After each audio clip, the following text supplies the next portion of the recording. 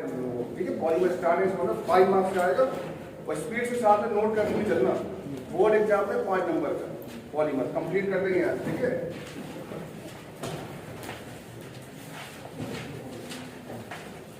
हिंदी में बोलते हैं बहुलक, जल्दी से नोट आउट करो। पॉलीमर जो लेसन का नाम है ये हिंदी में से बोला जाता है बहुलक, ठीक। तो अगर पेपर में तुमसे वो पॉलीमर्स का क्वेश्चन पूछे तो कितने टाइप के क्वेश्चन आएंगे, ये बात इंपॉर्टेंट है, इसी बात को जानना है तुमको। इसमें सबसे इंपॉर्टेंट पॉइंट है जो पेपर में तुमसे वो पूछ सकता है। समझ लो पहले कौन कौन सा क्वेश्चन बोर्ड एग्जाम में आएगा तुम्हारे एग्जाम में। पहला क्वेश्चन तो यही है कि पॉलीमर क्या है, यानी पॉलीमर क्या है ये पूछेगा, या हिंदी में इसको ऐसे करके पूछ सकता है।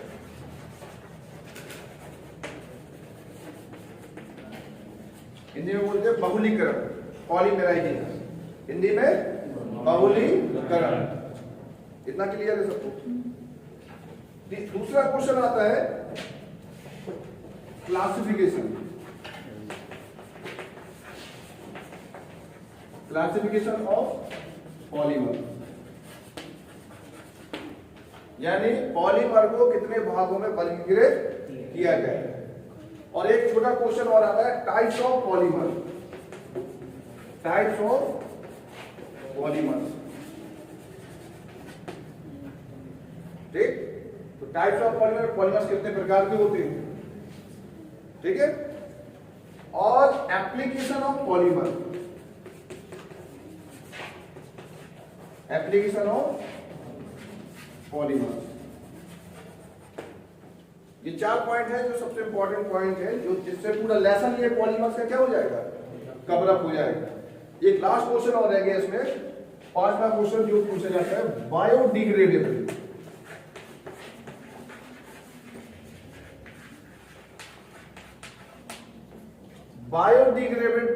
डिग्रेडेबल का मतलब होता है जैव, कुछ ऐसे करके बोला जाता है। पॉलीमर का नाम है जैव से रिलेटेड।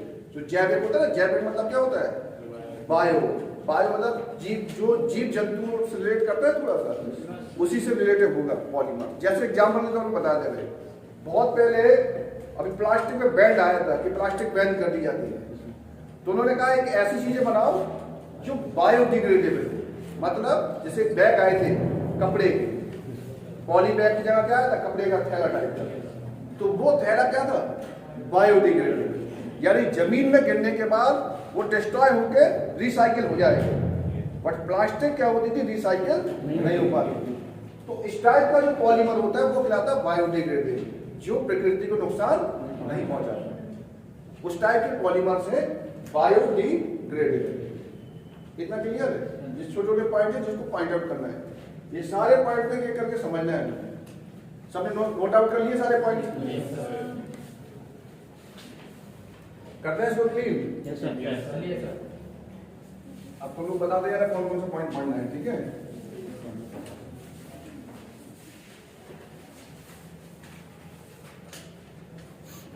सबसे पहला पॉइंट कि अगर तुम्हें सबसे पहले पॉलीमर्स का क्वेश्चन आ सकता है, या पॉलीमर्स,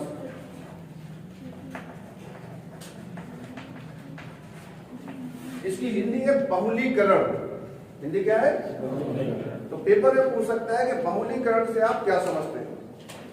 और बहुलीकरण तब तक नहीं समझा जा सकता जब तक आप उसका मोनोमर ना समझ लें। क्या नहीं समझ ले? मोनोमर। तो आप जब तक आप मोनोमर्स नहीं समझेंगे आप पॉलीमर्स नहीं समझ पाएंगे। मोनोमर्स के द्वारा ही किसको समझा सकता है? पॉलीमर्स। तो जैसे हमने एन मोनोमर्स लिख दिया, क्या लिख दिया? N monomers. तो मोनोमर्स कितने हैं हमारे पास? एन प्रकार। तो रिएक्शन करके एग्जाम्पल तौर पे ले लेते, जैसे ए हमारे पास क्या है? मोनोमर्स। रिएक्शन करके ये क्या बना ले? ए की पावर। तो इस समय ये ए क्या कराएगा? मोनोमर्स। और ये ए क्या कराएगा? पॉलीमर्स। और ये प्रोसेस क्या कराएगी? तो अब इसकी डेफिनेशन क्या बनेगी?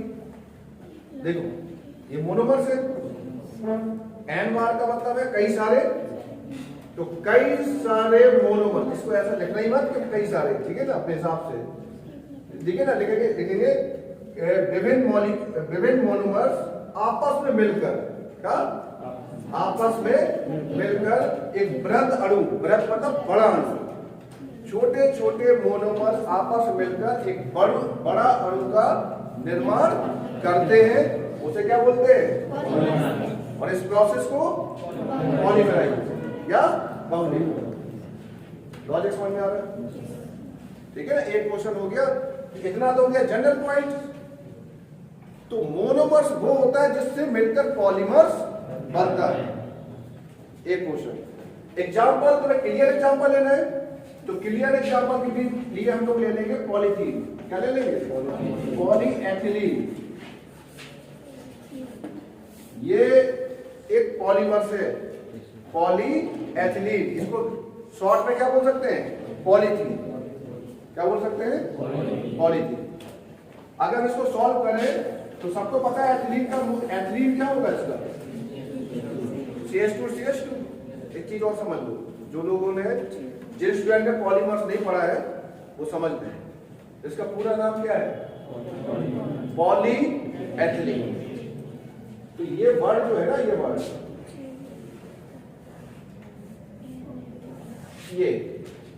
ये वर्ड क्या है? पॉली, और इतना वर्ड क्या है?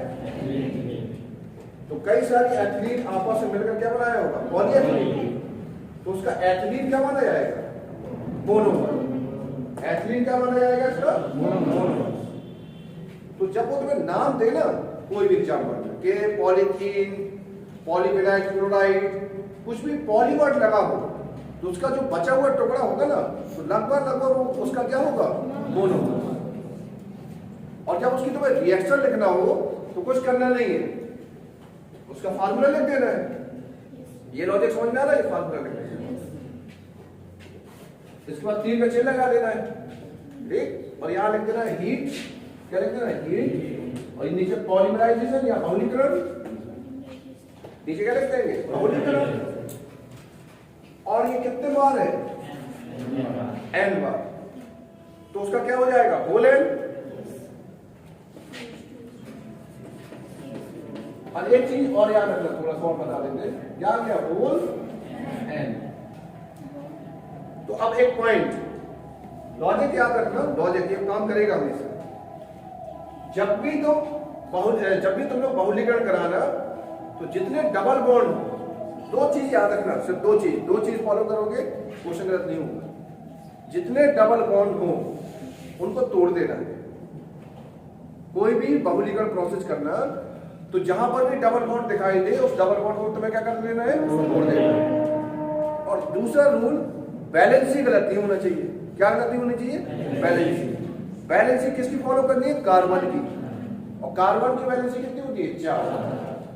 4 से कम नहीं होना चाहिए, इतना याद रखना है, तो गलत नहीं होगा। अब देखो, यहां डबल बॉन्ड था, तोड़ दिया हमने, तो सिंगल आ गया। तो इसकी बैलेंसी कितनी? 1 2 3 और 1 4, ये जो ड्रॉप कर दिया, तो 1 2 3 और 1 4, तो बन गया पॉलीमर। इसका नाम है एथिलीन, तो इसका नाम क्या हो जाएगा? पॉलीएथिलीन। और इसी का जनरल नाम क्या है? पॉलीथीन। और ये प्रोसेस क्या है? बहुलीकरण। तो कई मोनोमर आपस में मिलकर क्या बनाते हैं? पॉलीमर। इस प्रोसेस को पॉलीमराइजेशन। लॉजिक समझ में आ गया? पॉइंट आउट करते जाओ, एक क्वेश्चन हो गया तुम्हारा, जल्दी पॉइंट आउट करो भाई, स्पीड से चाहिए मैं।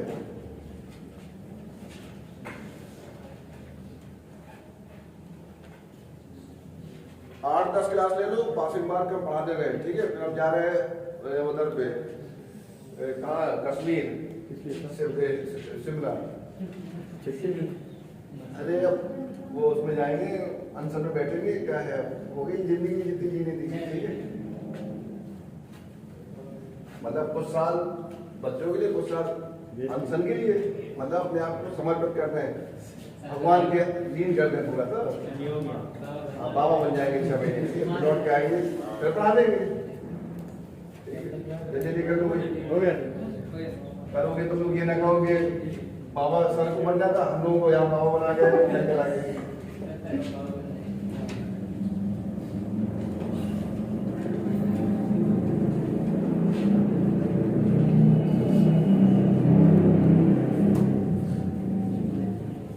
हो गया ना सब तो हो गया पीछे अरे छूट तो नहीं गया संकोच तुम्हारे बोलो नहीं। इसके बाद देखो क्लासिफिकेशन भी है पॉलीमर्स का और टाइप भी है पॉलीमर्स के। तो पहले हम लोग टाइप पढ़ेंगे थोड़ा टाइप भी छोड़ेंगे टाइप को पढ़ लें। तो टाइप्स ऑफ पॉलीमर में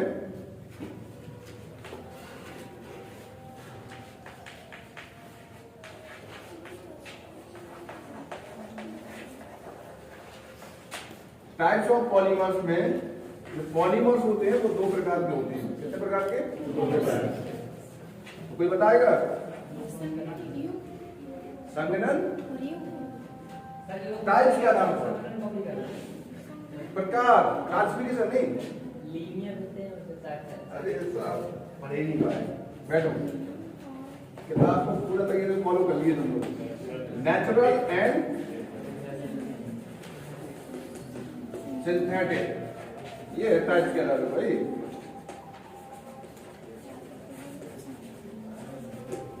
ये टाइप्स है।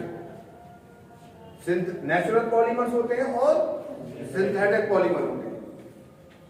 तो नेचुरल पॉलीमर कौन से होंगे और सिंथेटिक पॉलीमर कौन होंगे ये पहले जज करना होगा।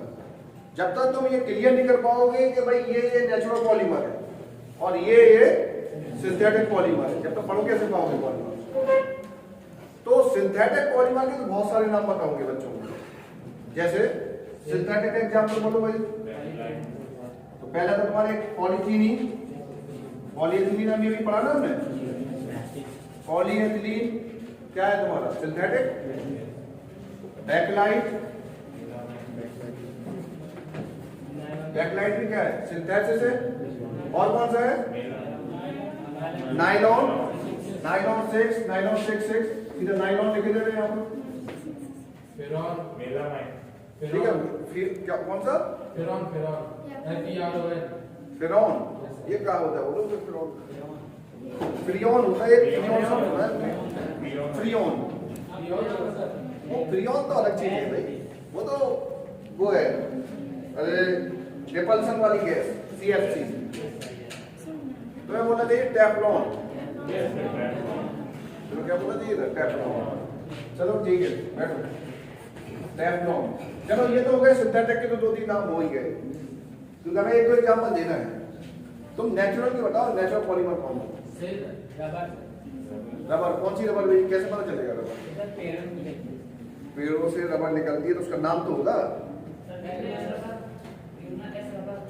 बूना एस वो तो सिंथेटिक है। रबर कह दोगे तो रबर तो कॉमन वर्ड हो गया। रबर तो बूना एस भी रबर है बूना एन भी रबर है। अब ऐसा तो लिखेंगे नहीं पेड़ वाली रबर लिखेंगे। एक बैठो अरे और कोई एग्जांपल बोलो तुम लोग जो इजीली क्लियर हो बच्चों को जल्दी समझ में आए। इतना पढ़ के आए हो कोई सिंथेटिक पॉलीमर याद नहीं। बॉडी के अंदर कोई पॉलीमर है? हम बॉडी है हमारी कोई पॉलीमर मटेरियल से है? बताओ कौन सा पॉलीमर मटेरियल है हमारी बॉडी में? पता ही नहीं अपने बॉडी के बारे में नहीं पता है। ये पॉलीमर है प्लेटलेट। पॉलीमर होता तो खिंचता नहीं चला जाता। पता चला यहाँ से तुमने प्लेटलेट्स पकड़ी दौड़ते चले जाते तो रोड तक कॉलेज के बाहर गेट तक प्लेटलेट पकड़े लिए चलते। स्टार्च सेलुलोज ये तो हो गया प्लांट का। ये तो क्या हो गया प्लांट। बॉडी का बोलो बॉडी में ग्लूकोज पॉलीमर है। बॉडी में बोलो भाई कौन सा पॉलीमर है? अच्छा बॉडी पता है किसकी स्किन किसकी बनी है? यस स्किन किसकी बनी है पता नहीं है? पीछे स्किन किसकी बनी है? अच्छा सब मैथ वाले हैं, हाई स्कूल में तो पढ़ा होगा। किसकी बनी होती है इसकी? सेल्स की। अरे नालायकों, सेल्स तो सबको पता है कि सेल्स की बनी है, पूरी बॉडी सेल्स की है। उस सेल्स में क्या है? क्या है? Protein lipids. अरे साइनिंग लिपिड्स है और सफेदी क्या है? प्रोटीन। कैसे तुम लोग स्टूडेंट बन गया है यहाँ पर? तो इसका एग्जाम्पल आएगा स्टार्च, सेलुलोज,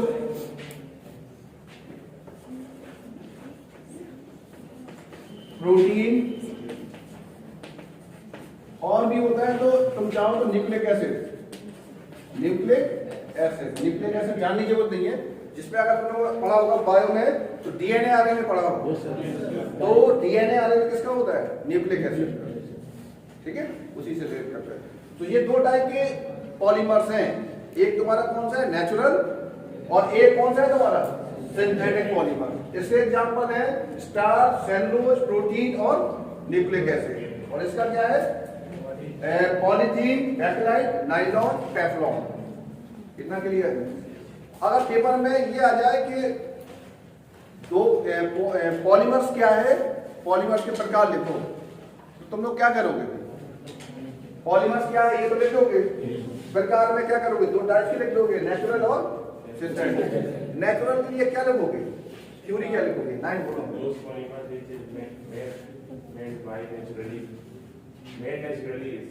मतलब मेड नेचुरली बोल देंगे सीधे। और सिंथेटिक में क्या बोलेंगे?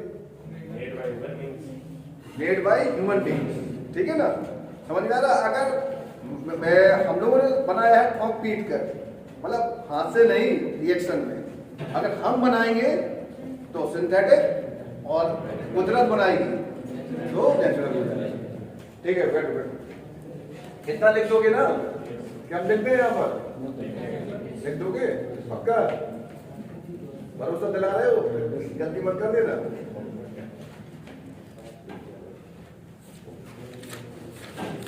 तो 2 पॉइंट क्लियर हो गए इसके, निकाल दें पक्का?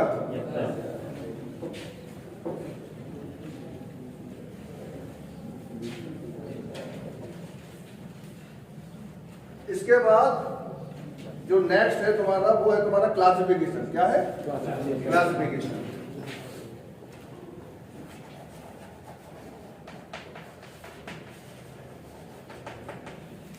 क्लासिफिकेशन जो होता है वो डिफरेंट टाइप का होता है। जैसे कंडीशन पे डिपेंड करता है। किस पे डिपेंड करता है?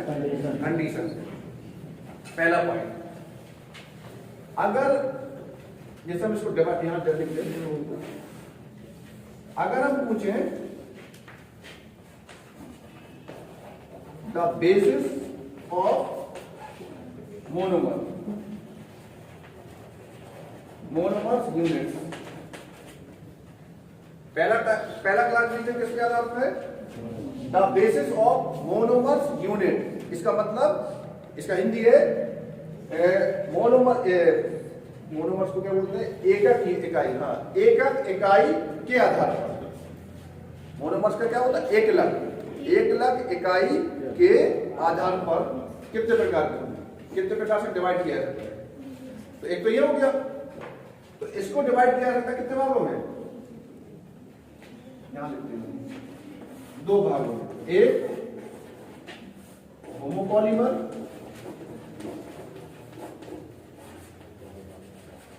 और एक है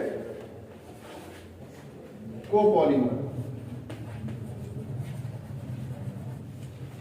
ये होता है the basis of monomers units के आधार पर। इतना क्लियर? फिर दूसरा क्लासिफिकेशन है द बेसिस ऑफ स्ट्रक्चर, मतलब संरचना के आधार पर कितने टाइप का होगा? किसके आधार पर? संरचना के आधार पर। तो संरचना के आधार पर ये पॉलीमर्स होता है 3 टाइप का। कितने टाइप का? 3 टाइप। 3 टाइप्स में पहला टाइप है तुम्हारा लीनियर पॉलीमर, और दूसरा है ब्रांच्ड। ब्रांच पॉलीमर, और तीसरा है cross link polymer. Cross link polymer को ही हम लोग कहते हैं 3 डायमेंशनल पॉलीमर, त्रिविम बहुलक। पहला है रेखीय, दूसरा है शाखित। पहला वाला क्या है? रेखीय, दूसरा वाला है शाखित मतलब ब्रांच, क्रॉस का मतलब होता है लिंक, इसको दूसरा नाम है 3 डायमेंशनल पॉलीमर्स, हिंदी में त्रिविम, 3 डायमेंशनल त्रिविम पॉलीमर्स। पॉलीमर्स ये ना, हाँ ठीक, त्रिविम पॉलीमर्स, ठीक। हाँ, होमो का मतलब होता है समान, समबहुलक। इसका क्या मतलब क्या होता है? सम मतलब होमो, और पॉलीमर्स मींस बहुलक, और को पॉलीमर्स मतलब सहबहुलक, सहबहुलक। और लास्ट पॉइंट हो लगता है, फिर इसको डिफाइन कर देते हैं। लास्ट है the basis of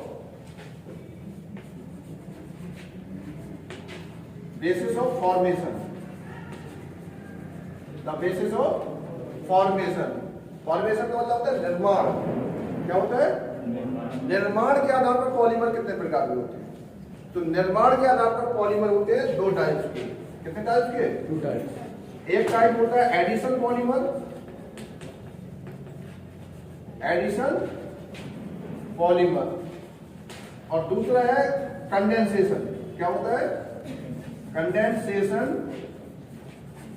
polymer. Hindi है, एडिशन का मतलब होता है योगात्मक, और कंडेंसेशन का मतलब होता है संघनन। क्या होता है? संघनन बहुलक।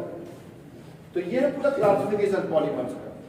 यानी अगर पेपर में आए तो उसको चार्टिंग कर देना अच्छे से, क्या बना देना? चार्ट टाइप का, मतलब ग्राफिक्स टाइप का, ग्राफ टाइप का, ऊपर से स्टार्ट करना पॉलीमर को।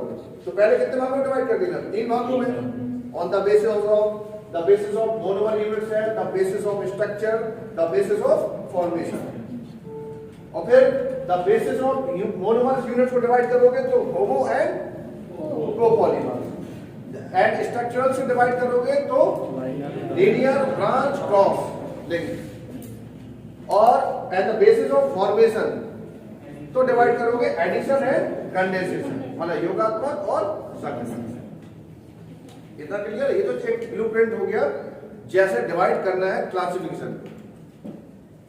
फिर डिवाइड करने के बाद इसका लॉजिक भी तो समझना होगा सबका, कि किसको कैसे याद रखेंगे, कब कोपॉलीमर है, कब नहीं होगा।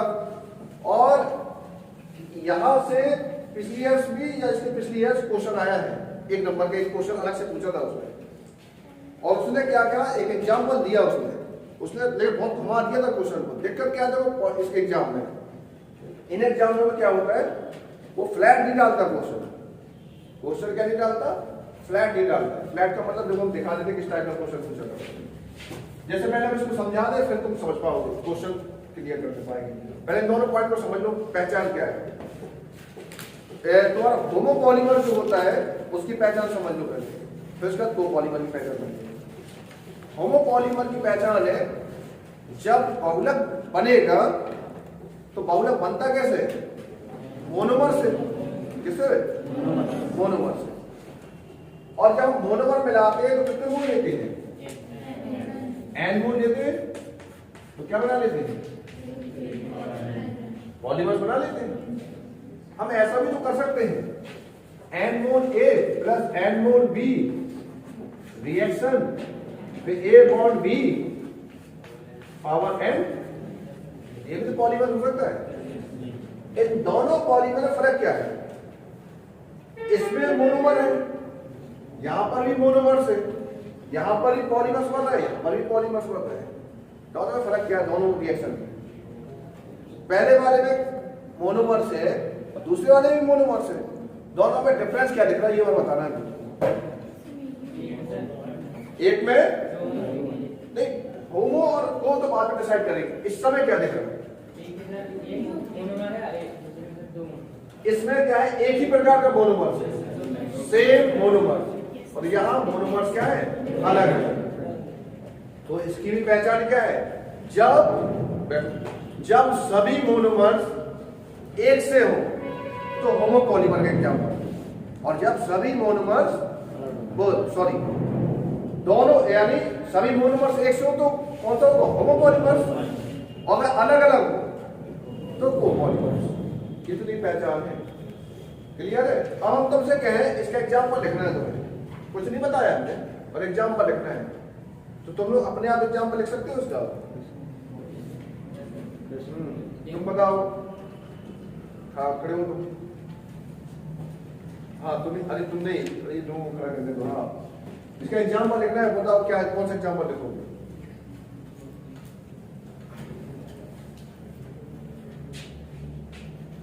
कॉन्सेप्ट को लगाओ, दिमाग यूज तो करना ही पड़ेगा। होमोपॉलीमर्स बोला गया है, यानी मोनोमर्स तुम्हें समान चाहिए, तो ऐसा दिमाग लगाओ कि पॉलीमर्स भी बन जाओ, मोनोमर्स एक ही रहे।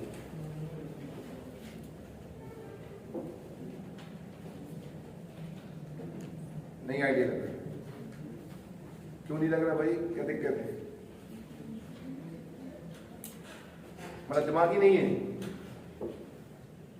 खड़े हो। हाँ बोलो। तुम अभी 2-3 क्लास लिए हो क्या? और इंटर पढ़े हो कि नहीं पढ़े हो? 10th पास हो?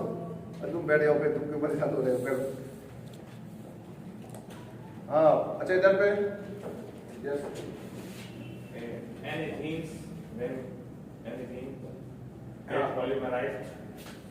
सिंपल सा था भाई, एथिलीन को पॉलीमराइज करते हैं हम।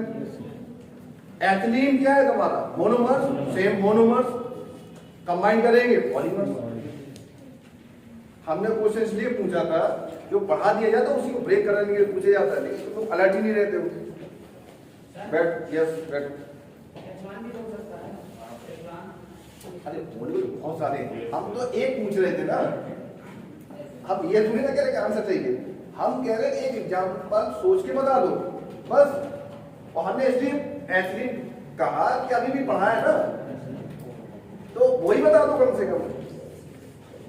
मतलब एक होता है कि हमने पढ़ाई नहीं है तो सर बताएंगे क्या, एक अभी भी पढ़ाए हैं वो तो बता दो, कल का तो बाद में देख लेंगे।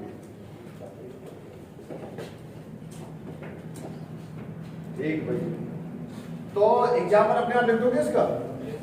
एक एथिलीन, चलो ठीक है। इन सब के बारे में तुम्हें नॉलेज पता कब मिल जाएगी? जब हम ये पढ़ लें, ये दोनों टाइप, क्योंकि इसी में सब कुछ पढ़ना है। तो ये सब, ये तुम्हारा स्ट्रक्चर, हाँ इनको समझा दे रहे, इनको और डिटेल में बाद में समझा देंगे। मतलब समझ में आ गया तुम लोगों को?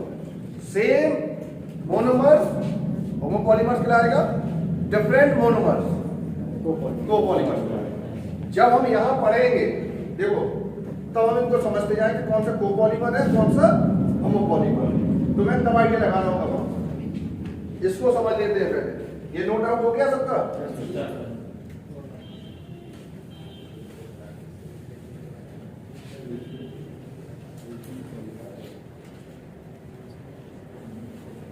इसको समझ लो, ये ब्रांच वाले कॉन्सेप्ट। देखो जो तुम्हारा लीनियर पॉलीमर है, इधर देखना सब लोग, जो तुम्हारा लीनियर पॉलीमर है और एक तुम्हारा ब्रांच पॉलीमर है और एक तुम्हारा क्रॉस लिंक पॉलीमर है। ठीक है, ध्यान से देखना। लीनियर पॉलीमर का मतलब होता है ये तुम्हारा पॉलीमर क्या है? लीनियर, इसे लीनियर कंडीशन कह सकते हैं। और पॉइंट समझते जाना। और जहां एक्स क्या मानेंगे हम लोग?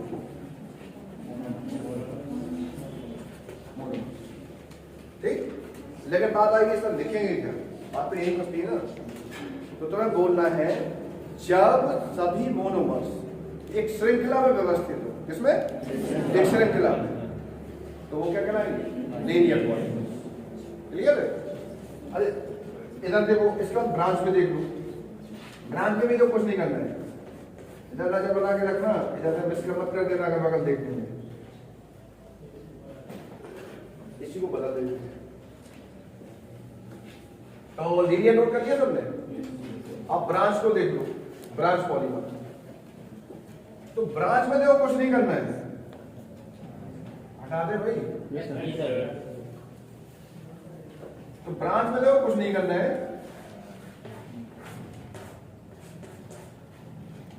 एक ब्रांच आ गई इसमें।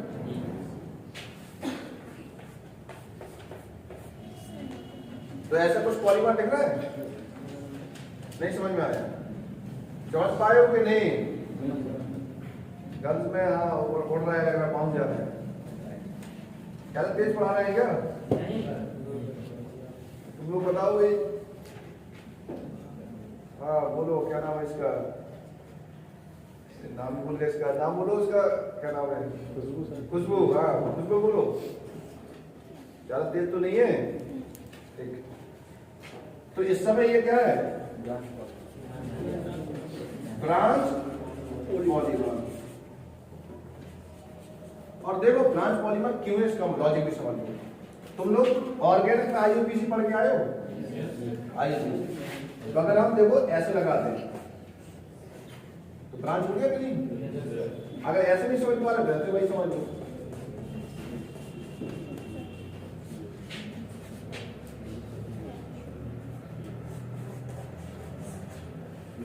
ये कैसा माना जाएगा? ब्रांच माना जाएगा नहीं माना जाएगा? क्योंकि ये शाखा में आ गया। तो like this low, same condition. Clear है? ब्रांच समझ में आ गया? तो जब लीनियर चेन में कोई शाखा में, किसमें? शाखा में कोई मोनोमर लगे हो तब उसे कौन सा पॉलीमर्स कहते हैं? Branch polymer. समझ में आया? किसी सेंटर में जो अगला मोनोमर जुड़ा होता है वो लीनियर के साथ साथ उसमें शाखाओं में बटा हो। किसमें बटा हो? शाखाओं में। तो उसे ब्रांच पॉलीमर बोल देना, बस इतना पॉइंट है। और इस टाइप का एग्जाम्पल बना देना। इनके एग्जाम्पल भी है, क्या लिखना है? एग्जाम्पल। तो एक एक एग्जाम्पल लिखते जाएंगे। जैसे पहले बार इसका, इस बार का हम जो लिख सकते हैं, इसका एग्जाम्पल देखो क्या लिखना है। इसका लिख सकते हैं, इसका एग्जाम्पल आ जाएगा तुम्हारा पॉलीथीन, पॉलीएथिलीन। ठीक है, क्या आ जाएगा? पॉलीएथिलीन इसका एग्जाम्पल आ जाएगा। लेकिन इसकी जो डेंसिटी होती है, जो डेंसिटी होती है वो कैसी होती है? दो टाइप की पॉलीथीन होती है, एक उच्च घनत्व वाली और एक निम्न घनत्व वाली। तो इसका जो एग्जाम्पल होगा पॉलीथीन का वो होगा निम्न घनत्व वाली। कौन सा? निम्न घनत्व। ठीक। और जो प्राइमरी का होगा वो होगा उच्च घनत्व वाली। जो लीनियर पॉलीथीन होगी वो क्या होगी? उच्च घनत्व वाली पॉलीथीन। और ये एग्जाम्पल निम्न घनत्व वाली पॉलीथीन। क्लियर? और लास्ट एग्जाम्पल है क्रॉस का। क्रॉस का दूसरा वर्ड हमने क्या बताया था? 3 डायमेंशन। क्या बोला गया है? 3 डायमेंशन। तो देखो कुछ नहीं करना है, यहां देख लो।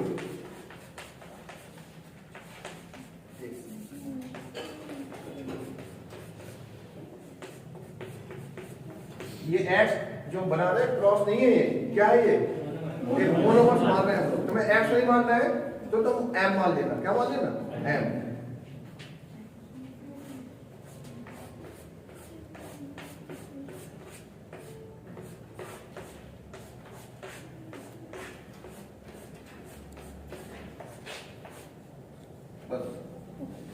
ये तो इस कंडीशन क्या बोलेंगे? क्रॉस लिंक या 3 डायमेंशनल पॉलीमर। तुम लोगों ने याद होगा, तुम लोगों ने क्रिस्टल जालक पढ़ा होगा। तो क्रिस्टल जालक में ऐसे जो स्ट्रक्चर पढ़िए ना, ऐसा प्लस माइनस वाला। तो ये क्रिस्टल जालक कैसा होता है? 3 डायमेंशन। क्योंकि ये क्यूब का क्रिस्टल जालक है। उसी प्रकार का पॉलीमर क्या होता है? 3 डायमेंशनल। लेकिन कब? जब वो किस कंडीशन में हो? क्रॉस लिंक में। और जब ब्रांच में होता है तब कौन सा डायमेंशनल होता है? 2 डायमेंशनल। और जब लीनियर होता है तो 1 डायमेंशनल। जब पॉलीमर लीनियर होगा तो कैसा होगा? 1 डायमेंशनल। ब्रांच 2 डायमेंशनल और इस टाइप का क्रिस्टल जालक और इस टाइप का पॉलीमर वो 3 डायमेंशनल जब क्रॉस लिंक होगा। ठीक। और इसका एग्जांपल तुम लोग लिख सकते हो बेंजोनाइट।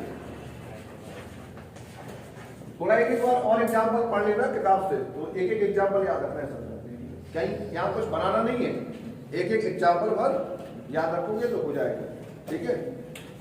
तो ये हो गया स्ट्रक्चर के आधार पर पॉलीमर्स के टाइप। तो पहला पॉइंट पॉलीमर्स क्या है, कई सारे मिल जाए तो क्या बन जाएंगे पॉलीमर्स, कई सारे कौन मिल जाए।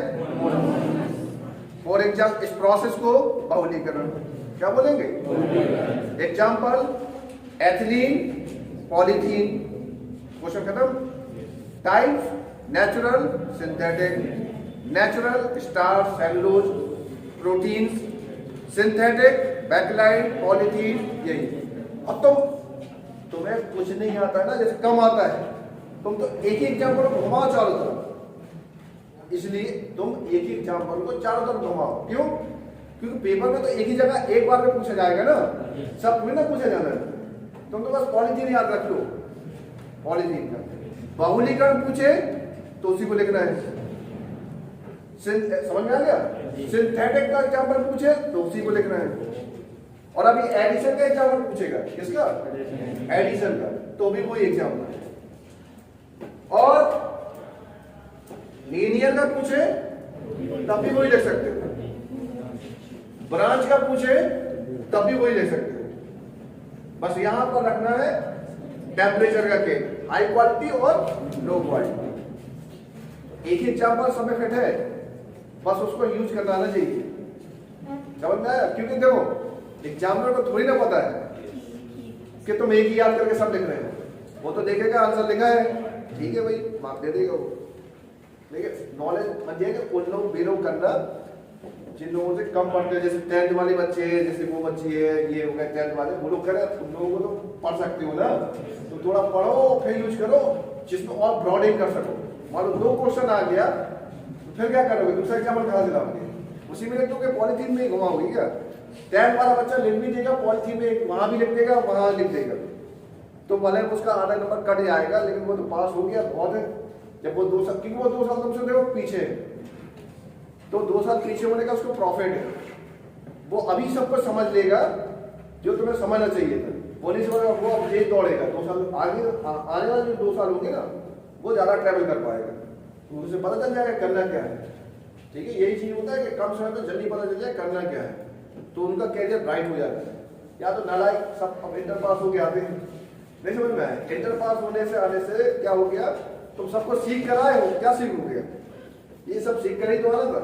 लेकिन सीखे से पहले 10th पास था ना, अब हो गया इंटर पास, अभी भी इंटर पास नहीं है, तुम लोग फॉर्म कैसे डाल के आए हो 10th पास, वो तो बात अलग है, तुम पढ़ के आ गए हो, तुम्हें 2 साल खोने के बाद यहाँ आए हो, यहाँ पढ़ने के बाद उसको कवर कर दे, तो फिर उसका प्रॉब्लम कितना तुम्हें पहुंच जाता, तब तुम्हें समझ आता इंटर कैसे करना पड़ता है। ठीक है, इंटर पढ़ करके आए हो और इसी को नहीं समझ पा रहे हो, यानी डर अभी भी लग रहा है कि हम पास हो पाएंगे, नहीं समझ पा रहे, मतलब तुम्हें ऐसा एहसास हो रहा होगा कि इंटर पास है, इतनी मोटी मोटी किताब पढ़ के आए हैं, फिर भी डर ये लग रहा है कि आप पास हो पाएंगे। अपने यहाँ अंदर से पूछते होंगे तो कुछ तो कहते हो यस ओके, बट कुछ कहते हो हो सकता है कि कुछ भी फिर बहाना क्या ढूंढते, अरे इसलिए हमें ऐसा लग रहा है कि 6 महीने से पढ़े नहीं है, 6 महीने गैप हो गया, भूल गए होंगे शायद, इसलिए पढ़ लो, कहीं ऐसा नहीं इधर हो जाए। और तीसरा, सर इतना डरवा देते हैं, अलग अलग सर आते हैं वो डरवा भी देते हैं, अरे बहुत फैल होते हैं ये हो, चलो भैया पढ़ ही लेते हैं वरना हो जाएगा बैक। ठीक है, तो ये ऐसा नहीं होना चाहिए, अगर तुम ढंग से पढ़े हो तो तुम्हें डरने की जरूरत नहीं है, तुम पास हो जाओ। 10th वाले एक बात को, इस बात को बोले भी तो उनका बात मारी जा सकती है, क्योंकि वो कुछ भी नहीं पढ़ेंगे, ये सब चीज उनके लिए क्या है, नहीं है, वो चीज को थोड़ा दिक्कत में पैदा हो सकती है, ये सर बता रहे हैं, बताने की क्या कोशिश कर रहे हैं, उसको जस्ट निकल पा रहे, बट वो एक बार एनालाइज करेंगे, वो धीमे धीमे बिल्ड कर लेंगे उस चीज को। लेकिन तुम्हारा तो ये सब चीज देखा होना चाहिए, लेकिन इतना हम विश्वास के साथ कह सकते हैं कि 40% को ये पहली बार दिख रहा होगा, ये पॉलीमर्स। कई लोगों ने पॉलीमर्स को ध्यान ही नहीं दिया होगा, क्यों, क्योंकि शायद नहीं इसको ध्यान दिया होगा कि मुझे इंटर में था, ये इंटर में था, इसको ध्यान दिया होगा, और आता भी है पक्का ध्यान दिए। तो समझ में आ गया पॉइंट। और अभी भी 5-6 नंबर के आना है।